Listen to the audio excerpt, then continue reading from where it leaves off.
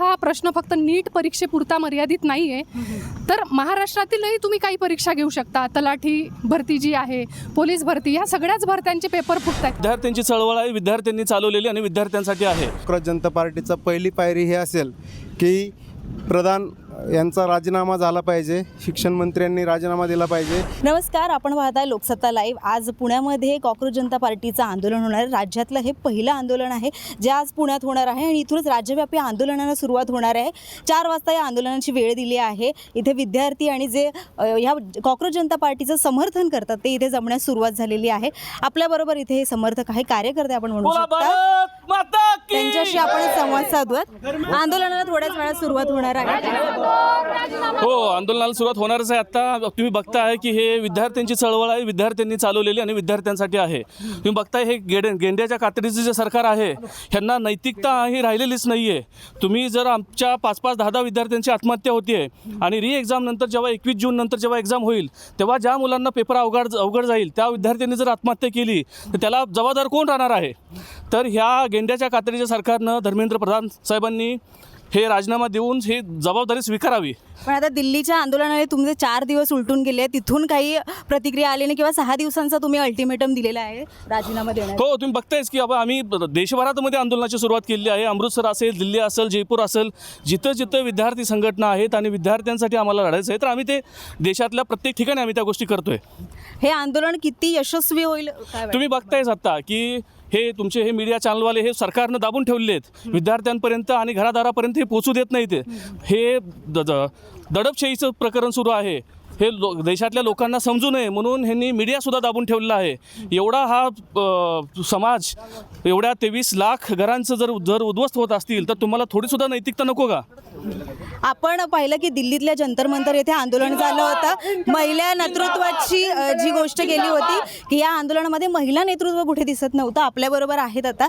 काय सांगाल ताई, या आंदोलनात तुम्ही सहभागी झालेले आहात, कशा प्रकारे जसं दिल्लीतलं बोललं गेलं होतं की महिला नेतृत्व कुठेच दिसत नाही या आंदोलनामध्ये, महिलांचं नेतृत्व आता पुण्यामध्ये आम्हाला दिसतं. मॅम, आपण जर का दिल्लीची गोष्ट केली तर मला आपल्याला एक सांगू इच्छिते की दिल्लीचं जे आंदोलन ठरलेलं ते वेळेवर ठरलेलं, त्यामुळे तिथे महिलांची संख्या किती होती हे मीडियाने दाखवलं नाही असं पण आपण म्हणू शकतो.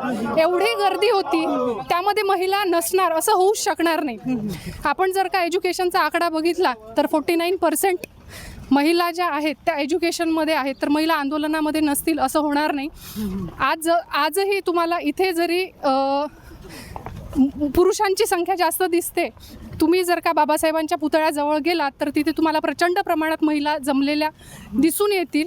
आणि हे जे काही आंदोलन आहे हे कोणाचं वैयक्तिक आंदोलन नाही आहे, तर हे सर्व जनसमुदायाने किती याला प्रतिसाद मिळू शकतो? कारण पुण्यात आपण अशा ठिकाणी आहोत जिथे विद्येचं माहेरघर म्हटलं जातं आणि हा प्रश्नच परीक्षांचा आहे, परीक्षेतील घोटाळ्यांचा आहे. मॅम, मला असं वाटते की ह्याला 100% यश मिळणार. आपण जी दिल्लीत गर्दी बघितली जंतर मंतरमध्ये, त्याच्यावरून आपल्याला एक गोष्ट प्रकर्षाने जाणवते की हा असंतोष फक्त तरुण पिढीमध्येच नाही आहे, तर हा असंतोष सर्व समाजात पसरलेला आहे. आणि हा प्रश्न फक्त नीट परीक्षेपुरता मर्यादित नाही आहे, तर महाराष्ट्रातीलही तुम्ही काही परीक्षा घेऊ शकता. तलाठी भरती जी आहे, पोलीस भरती, ह्या सगळ्याच भरत्यांचे पेपर फुटत आहेत. त्याच्यामुळे आज विद्यार्थ्यांना म्हणा, पालकांना म्हणा किंवा संपूर्ण देशाला एक चांगली स्ट्रॉंग एज्युकेशन सिस्टीम पाहिजे. आणि त्याच्यासाठी केंद्रीय मंत्री जे आपले शिक्षण मंत्री आहेत त्यांचा राजीनामा ही पहिली पायरी असेल. केंद्रीय शिक्षण मंत्र्यांचा राजीनामा ही पहिली पायरी आहे. आणि अर्थातच फक्त पेपर फुटीचं प्रकरण नाही आहे, तर रोजगाराचा प्रश्न आहे, महिलांचे प्रश्न आहे, शेतकऱ्यांचा प्रश्न आहे. हेच प्रश्न घेऊन आज काँग्रेस जनता पार्टीचं आंदोलन होणार आहे. देशभरातल्या लाखो तरुणांचं माथे भडकवण्याचं काम या सरकारने, केंद्र सरकारने केलेलं आहे. आज CJP म्हणजे काँग्रेस जनता पार्टीचा पहिली पायरी हे असेल की प्रधान यांचा राजीनामा झाला पाहिजे, शिक्षण मंत्र्यांनी राजीनामा दिला पाहिजे. ही आजची मूळ मागणी आहे. यापुढेही महाराष्ट्रात मोठे मोठे आंदोलन प्रत्येक जिल्ह्यात करण्याचा हा प्रयत्न आम्ही करणार आहोत. आणि अभिजित दिपके यांनी जो पाऊल उचललेला आहे, यूथ पॉवर त्यांनी जी एकत्र करून जो न्याय मागण्याचा प्रयत्न करत आहेत विद्यार्थ्यांसाठी, त्याला नक्कीच यश येणार आहे. पुढील काळामध्ये लाखो करोडो लोक इथं एकत्र येणार आहेत. महाराष्ट्रभरातून आणि देशभरातून मोठा मोर्चा यापुढे सरकारला नक्कीच बघायला मिळेल. आंदोलनाला आता थोड्याच वेळात सुरुवात होईल. आपण पाहिलंय की विद्यार्थी इथे मोठ्या प्रमाणात जमलेले आहे. आणखी विद्यार्थी देखील यामध्ये सामील होतील आणि त्यानंतर पुढे ज्या काही घडामोडी घडतील त्या तुम्ही लोकसत्ताच्या यूट्यूब चॅनलवर पाहू शकता. आणि जसं मी म्हटलं की महिला नेतृत्वाविषयी, तर आता महिलांची संख्या देखील आपल्याला या आंदोलनात अर्थातच पाहायला मिळेल. त्यामुळे लोकसत्ताचे यूट्यूब चॅनल तुम्ही अजूनही सबस्क्राईब केलं नसेल तर करत राहा आणि आंदोलनाचे सगळे अपडेट्स लोकसत्तावर नक्की पाहत राहा लोकसत्ता लाईव्ह.